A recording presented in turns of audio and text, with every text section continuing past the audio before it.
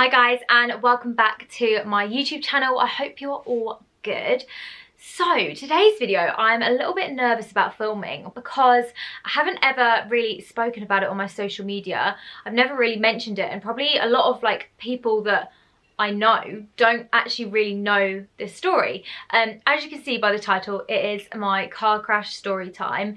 This happened quite a few years ago, but I thought I would let you guys know the story because, I mean, what else have we got to do in lockdown? I've got no current stories to tell you, so I might as well tell you one from years ago. But before we get into the video, I always forget to say this. I would love it if you guys could subscribe to my channel and give this video a little thumbs up. And yeah, let's get into it. So to set the scene, obviously when you're that kind of age, like your friends are learning to drive or like passing their driving test. I was obviously 17, but I turned 17 quite late. Like, I'm an August baby, so I was still learning to drive, whereas lots of my friends had passed. So because loads of my friends had passed, we'd normally probably meet up at like 9 p.m. And just go around for a drive round where I live, sit in car parks. Literally so sad, but like back in the day, that was the thing to do, and if you did that, you were cool. So that's what I did. So I literally probably did this for the best part of like 6-7 months. Just used to go out with all my friends, much to my parents' dismay, is that the right word? They hated it. The amount of times my mum and dad used to chase me up my drive because I would like sprint out the house to try and go in my friends' cars. It was honestly so funny.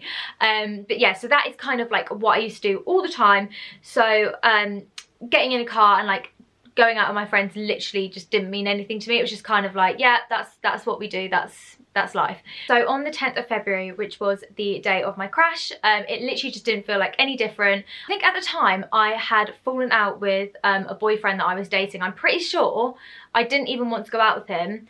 I think I just felt sorry for him. Anyway, I digress. So I was having an argument with this boyfriend of mine at the time, and I think I was meant to be going to his house, and it didn't end up happening for some reason, I don't know. And I decided to go to my really close friend's. So I went over to her house. I think my mum dropped me off, or so I don't know how, or maybe I got the bus. Actually, I probably got the bus to her house. And we were just sat there and we were like, right, what should we do this evening? To be fair, I was kind of happy with a chilled evening, but my friend was like, no, like, you need to cheer yourself up, let's go out. So I was like, okay, yeah, fair enough. So we called up a load of our friends, just asking like who's about, blah, blah, blah. That's kind of how it worked. And then we'd just get whoever was closest to come pick us up. So that's what we did. And I think they were going to like some bonfire camping thing, basically just like toasting marshmallows. I don't even know what we did. I think we literally probably just sat there and talked. So we did that. We went to like this area. It was actually a safe area to do this. You were allowed to do this. It wasn't like any illegal stuff going on. But yeah, so that is what we did. And we were just having a chilled one, just chit-chatting. There was quite a lot of people there, and we were just chilling. Like, there was no drinking or like anything involved. It was completely fine, completely sober. I think we were there probably until like 10:30ish. It wasn't like a late one. And I think one of us decided that we wanted to go home. I can't remember what it was. Yeah, we all got in my friend's car, and he actually had an exhaust pipe because he loved cars. He was obsessed with cars, and he had like some massive exhaust pipe thing for another car of his in the car that he was driving. So the way that the car looked, he was obviously in the front. There was my best friend who was in front of me, and then I was on the back left seat, and then this massive exhaust pipe thing was to the right of me. So we were literally just heading back to my friend's house. It was probably like 20 minutes away, not even. And we were just trundling along. Obviously, because it was February, I think it might have like been raining, or like the floor was maybe a little bit like slushy or icy. So the tyres probably didn't have the most grip in the world. But also the road that we were going down was super windy. Like, it is known for car crashes. It is known for like people going off the road, or it's just a really horrible road. Whenever I drive down it now, I'm like, oh, this is literally horrendous. So yeah, we were just driving along this really horrible road, and everything was fine. I'm pretty sure we were going like the speed limit, maybe just over. I don't actually remember. Me personally, I always drive lower than the speed limit, but I can't actually remember at the time whether, I think maybe he was going like 5 over or 10 over. And basically we were just driving along, and next thing I know, and I do not know what happened, I don't know whether he like just lost concentration. I don't know whether he saw something in the road. I honestly have no idea, but the first memory that I had was literally like hearing the tyres squeak, and then if any of you guys have been in a car crash, you'll understand, you just see the blur from the windscreen of just like the car moving. And basically we ended up on this horrible windy road in between two trees. So we basically hit one tree. I think it hit I actually think it hit like the side of the car, so the side where the exhaust pipe was, it like bashed in, and then I think it flipped the car, and then we ended up going to another tree. I think that's what the police said happened, but obviously I'm pretty sure I got knocked out at this point, so I'm going off what other people have said. So I kind of blacked out for a moment. I don't know how long I was blacked out for, but the next thing I knew, I'd like opened my eyes, I was conscious, and oh my god, it was just the worst thing ever. I don't know whether this is like a human thing, but like I just kind of put my tongue across my mouth and I felt this gap at the front of my mouth, and I've just like my stomach dropped, and I thought no, surely not. So I like moved my tongue again, and I was like, oh my gosh, I haven't got a front tooth. My front tooth has been knocked out. Not only that, but the tooth next to it. So this is the one that's fake, and then this is the one that like got pushed up. And basically what had happened was this exhaust pipe, where the tree had hit it, it had literally, I'm so sorry, this is really gross, the whole exhaust pipe basically went like that all the way up my face. So when it did that, it literally like cut all along my face. I broke my eye socket, broke my nose, I broke my jaw. Obviously I lost a tooth. My other tooth was basically on the verge of like falling out, but thank god it didn't. And I had like some cuts on this side of my face from the window. But the craziest thing about this is that where the tree had hit, it hit in the only place where we would have all been safe. So my best friend, she was pretty much fine. She had a little bump on her chin, but the driver, he wasn't waking up, and it was really scary. And at this point I was like, oh my god, I've got to get over myself. Yes, I've lost the tooth, but my friend could literally, like, god knows. So next thing I know is I was just like having some horrible, I was having like some screaming fit. I was really not okay. Like, I don't deal with situations like that well. I can stay calm up until a moment, but I think because there was just so much blood and just, it was just horrible, I was having like a panic fit. So I remember my friend calling obviously 999 and getting emergency services, and you know what, they came so quick. I literally think it was probably like, well, definitely under probably like 8 minutes. It was so quick. So they came and they ended up having to cut the car in half to get the driver out of the car, and it was just so crazy. So the next thing was obviously like to call our families and let everyone know what was going on. Typical my family thought it was a joke. I was like, no, I'm not joking. So I think my mum ended up speaking to obviously my best friend's mum, and she was like, no, it's not a joke. Really sorry if this is like really muddled, by the way. I'm trying to remember it. Like, I've told this story so many times now, but because it's been such a long time, I'm like forgetting bits. But yeah, so emergency services managed to get my friend out the car, the driver, and we all got taken to hospital. We got taken to the Brighton hospital because that was the nearest one. So I had never been in an ambulance before. It was quite a crazy experience, but my best friend actually agreed to come in the ambulance with me, and I was just a little bit woozy at this point. Like, I think maybe someone had like put some morphine or like put something in me, because I just remember kind of all the pain disappearing. The panic was there, but like I was kind of just like chilling. I was in a head brace, like I was literally like strapped down, just lying down, kind of like that.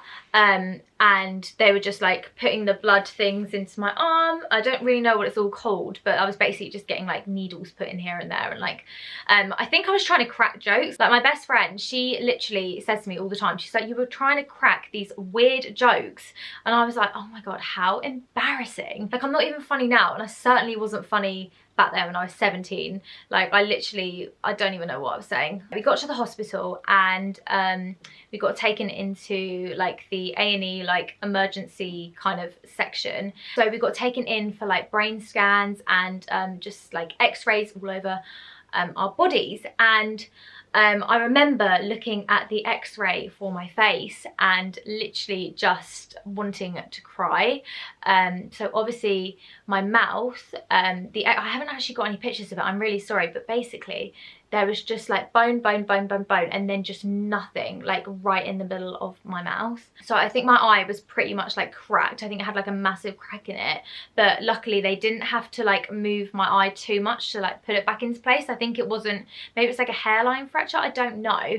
But yeah, my jaw was really like not in a good way at all. And also the car had kind of like bashed my nose. So I don't know whether I've mentioned this before, but my nose kind of goes like this way a little bit.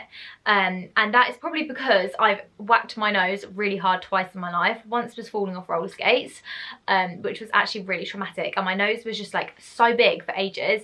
And then obviously in the car crash, which I think probably just did that little like that way. So myself and the driver ended up staying in the hospital overnight. He was obviously in the men's kind of area and I was in the women's area. And if I'm being completely honest, it was probably one of the saddest nights of my life, because I think like all the drugs had kind of worn off and I literally just could not stop crying. I was so weak that I couldn't even like close the door for the little area that I was in. So I think I had like a separate room. I don't know how I managed to get a room, but maybe it's because I was really dramatic, I don't know. So yeah, I was just sat on this bed and I just couldn't fall asleep. And I remember just like bawling my eyes out. My family had all gone at this point. I don't think you were allowed to be in the hospital after a certain amount of time. So it was just me alone, 17 years old, just in this room. And I just remember being so unbelievably sad and like weak to the point where I couldn't even get up and like close the door for the area that I was in. Yeah, I was just sat there like in floods of tears. I remember just looking up and there was this girl on the other side of the ward, and we just looked at each other, and I don't know why, it's one of the most vivid memories I have. And she just smiled at me. All she did was smile at me, and it was like immediately like I felt this massive like pan of kind of relief. I was like, it's okay, it's gonna be okay. Like we are all so lucky to be alive. Even the policeman was like, someone was watching over you guys tonight. Like the tree just hit in such a place where we ended up all being alive and okay-ish to some extent. So moving on to the next day, I probably got maybe like 2 hours of sleep, not much at all. And I remember obviously getting my breakfast in the hospital, and you know what, I remember it not being that bad. I think because obviously my mouth was not looking the best, and I think at some point during the night this doctor had come in and put like a splint over my teeth, and he'd like put this cement stuff all over my teeth, so my teeth were like black and I had this like splint thing on it. It was a look. But yeah, I remember the breakfast not being too bad. I think I just had like loads of soft things. I think I had like Weetabix like with sugar and like a nice drink. I remember it being really good. So I don't know what people say about hospital meals. Maybe I just got lucky, but I did quite like it. So yeah, moving on to maybe like 10 AM, I think my family had come back to the hospital, and another doctor was seeing me and was like, you need to go to the eye hospital. And I was like, oh, okay, why? And I basically hadn't clocked that my eyelid, again, this is gonna get really graphic, I'm so sorry. My eyelid had basically like been sliced in half. So yeah, I ended up going to the eye hospital where they basically stitched like the front bit of my eyelid to the top bit of my eyelid. And I think because it's the eye, they can't really put like any numbing stuff in it. Like I don't think I had a huge amount of like numbing put in my face at all. And obviously I was getting stitches put in my eye. So it was really, really painful. Obviously, like for any doctor to have that kind of precision, I mean, snaps to you, that is incredible, because like that's a really delicate area, and they did the most incredible job. Like you can hardly even tell where I had it. I don't know whether you can see, but like my liner there looks a bit different. Oh, maybe it doesn't so much, but like sometimes where I do eyeliner on this eye, I don't do it like at a good enough angle, and you can kind of see where it goes a bit like that, obviously where the scar is, but like as a whole it was incredible. Like all the doctors that I had, all of the work that I had done to kind of fix my face was just amazing. Obviously this is such an important time to really appreciate the NHS. They are bloody incredible, not just for my accident but just in general. They are amazing. So again, snaps. So I think I'd had my eye all stitched up. I think they'd popped something else on my tooth which was probably a little bit more kind of like helpful. I think they were trying to push back the tooth, which I don't know the names of teeth, but the one next to your middle tooth, they were kind of trying to like ease that back into place. And then I think after that I was able to leave the hospital. So I remember going home, and I remember actually just being in the car with my mum and dad, and this is probably where the start of like my kind of panic whenever I get into a car started from. I just remember sitting in the car, and I've been driven by my dad loads of times, like, and it was in our car that we'd had for years, and I remember just sitting there just like feeling really kind of panicked. And this lasted, well, it's still probably until today. Yeah, I went back home and I think I just ended up chilling for a few weeks. I had to take maybe like 2 months off of college, just purely because obviously because of the trauma of what happened, and I also didn't have a tooth. And at the time I don't know why I cared so much, but I used to care so much about what people thought about me, or like what people would say, and I don't know why. It's like, bloody hell, Becky, you've been in a car crash, no one's going to be nasty about your face. But I ended up taking some time out of college. Obviously I was in my second year, so it was quite imperative time. I ended up doing a lot of my A-levels when I was at home. I ended up not doing the most amazing in my A-levels, I'm not going to lie, and I think that is pretty much to do with that, because I did miss out a lot on like essential work. But anyway, I digress. So I remember it was maybe like 2 months later after my mouth had settled, and I got given a denture, and oh my gosh, this was the funniest thing. So obviously it was like an old man denture. I put it in like the roof of my mouth, and it's just like a little front tooth, and I used to have to glue it in my mouth every single day. So I used to have to like dry the top bit of my mouth, and then stick the glue on this denture and like put it in. It was really quite hilarious. And I think one time my best friend, the girl who was also in the car crash with me, I think I was staying at her house, and I don't even know why I didn't think about this, but I'd left my denture like on a tissue just in her bathroom, and I remember her mum walking in the next day and literally screaming, and I was like, what's going on? And she thought my denture was a spider. But yeah, it was like a flesh coloured denture, so I don't know what colour spider is that colour. After that I had quite a lot of dental work done. I ended up moving to a private place to do my braces and that, because I had actually had braces under the NHS before, and I didn't actually know whether I was going to be covered again. But yeah, at the time I was in my first year of uni, so we've gone through summer at this point. I was in my first year of uni, and I think I just wanted to have like a dentist that was kind of nearer to me, so we ended up going private. But yeah, so I ended up having braces on for about a year, maybe a year and a half, and slowly and surely it kind of like pushed that tooth down, and on the braces there was like a little tooth attached, so my teeth literally just looked perfect. Like it just looked like I was wearing braces. And then I think after I had them off, I had to wear like some retainer thing which basically had like a little tooth in it. So at this time I was obviously at uni, and like my party trick, I am so sad, would be, oh look, I can take my tooth out. How embarrassing. But yeah, anyway, that ended up getting fixed because I had this permanent bridge put in my mouth, which is here. I don't know whether you can see. Can you see like there?